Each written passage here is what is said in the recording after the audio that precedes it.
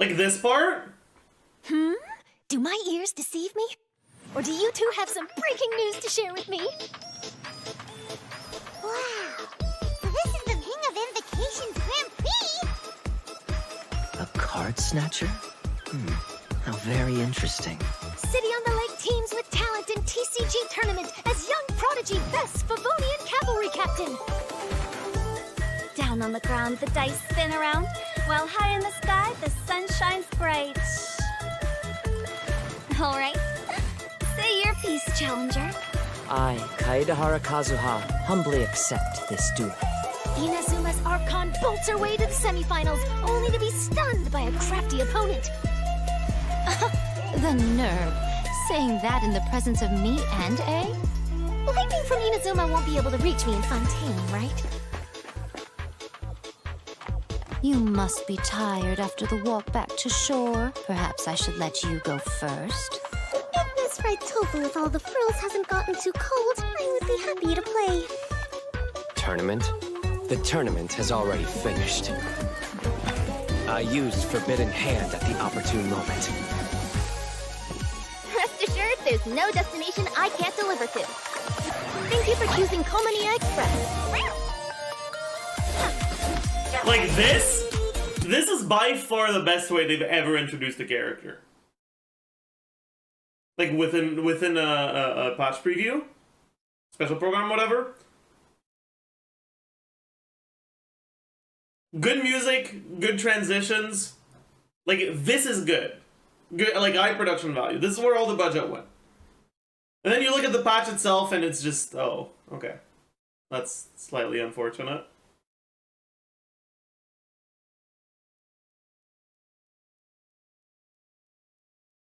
This event, it's nice. But as usual, it's probably just gonna have like fucking 6 levels. And that'll be it. And then you're gonna be like, well, okay. I mean, you know, the first 4 were too easy to introduce us to how this works. And then the 5th one was like, still pretty easy. The 6th one was a little bit harder, but like medium difficulty. I'm starting to like this. Where's my next one? Oh, I'm done. That's it. This is the problem with puzzle events in Genshin. I'm guessing it's gonna be the same thing with this one.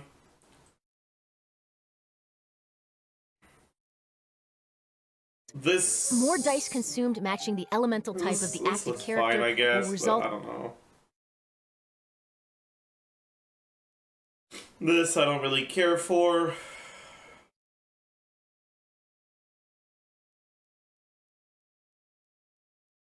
Carrara, kind of just, kind of just whatever.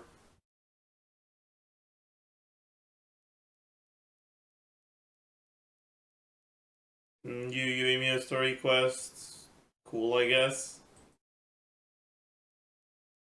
Banners are actually like decent. Like this isn't the greatest banner, but this one, assuming the 4 stars aren't fucking dog shit, is gonna be actually really good.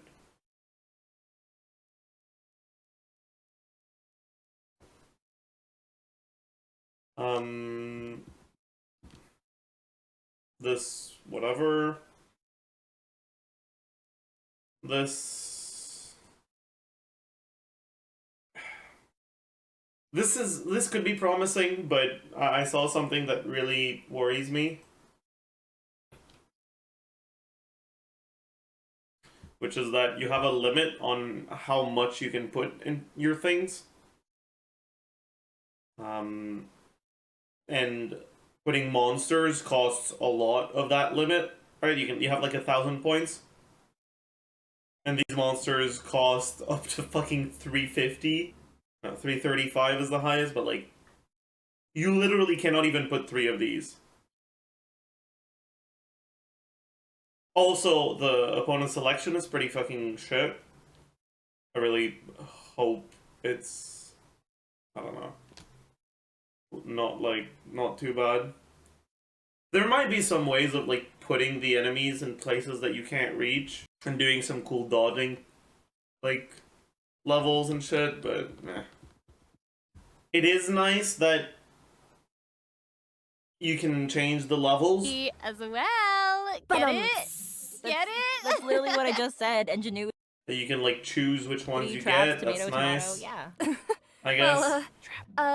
They don't actually show the level options, so it's possible that you can't make them actually high level, which would be cringe. There will also be co-op mechanics for this game mode. So if there's a stage you can't beat on your own, you can bring your friends and try the challenges. Or fall into Jenny's This trap. part is really cool, assuming that it's not too Omega easy and that it's not impossible to make hard levels. It could be a way of actually having co-op content that isn't garbage. But I'm guessing, again, right, like, from the fact they don't even show the level options, I'm guessing that's not gonna happen. Yeah, that's fair. However, Vagabond rerun is cool. I had my issues with the original Vagabond event, which were mainly due to the Hydro, like Oceanid, whatever thing, being an Omega cringe enemy, where you lost so much DPS uptime if you didn't have a range carry. It doesn't seem like it's that bad with this lineup. let me give a quick Right. overview for anyone who's familiar with. However, let me give a quick overview for anyone who might not have seen this one yet. Like, yeah, it's still nice to have some range for Familiar the with. However, Thundering Manifestation. But it's not as punishing if you don't. let me give a quick types of dangerous adversaries awaiting our Like challenge.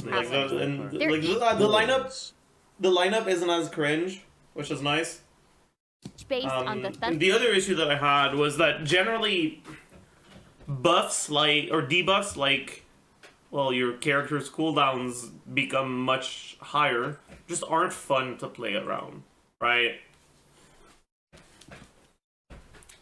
Like, it's generally more fun to give the enemies more health and have the opportunity to gain buffs that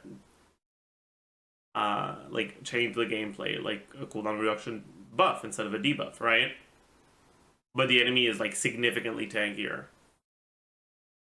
That's generally more fun to play with than a squishier enemy with debuffs that like make some of your characters unplayable. It's kind of just meh.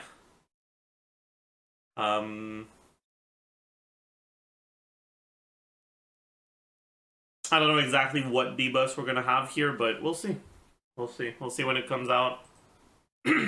I do like having content that's like a little bit more difficult. I don't know how difficult this is gonna be, but the more difficulty, the better, I guess. Manifestation, Eon Blight Drake, and the Baptismal Bishop Herd, respectively.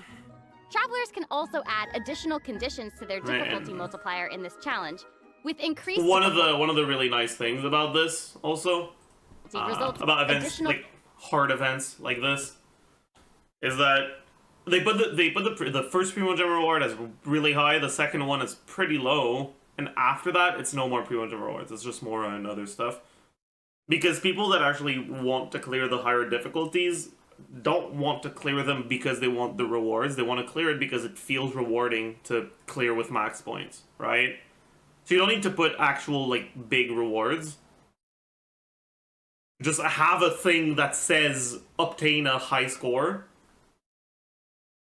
and have the reward be garbage, and it's still gonna be enough of an incentive to try to go for it for people that care about it. But more casual players that don't want to care about it won't feel like they're missing out on too much because they got all the Primo Gems, right? Getting 1,000 points is going to be really easy. If you go back to the buffs or the debuffs. quick overview for anyone who use it. They're actively with Usually if you go on the hard multiplier, it's ×4, I think. So in order to get 1,000 points, you can go max time limit, right? Or actually, you can like not put a time limit at all. You can give the opponent resistance to elements you don't use. For this, it's ×2. Are you sure? This one goes to times 5? I think it's showed times 5? Okay, times 5, okay. So times 5. So that means that to get 1,000 points, you need like... Let's say like you can reduce either Cryo or Pyro or Dendro. You can do 2 of them and you already have 1,000 points. Even with no time limit, without increasing the enemy's max HP. But yeah, one thing for those of you that like actually play the game more casually, usually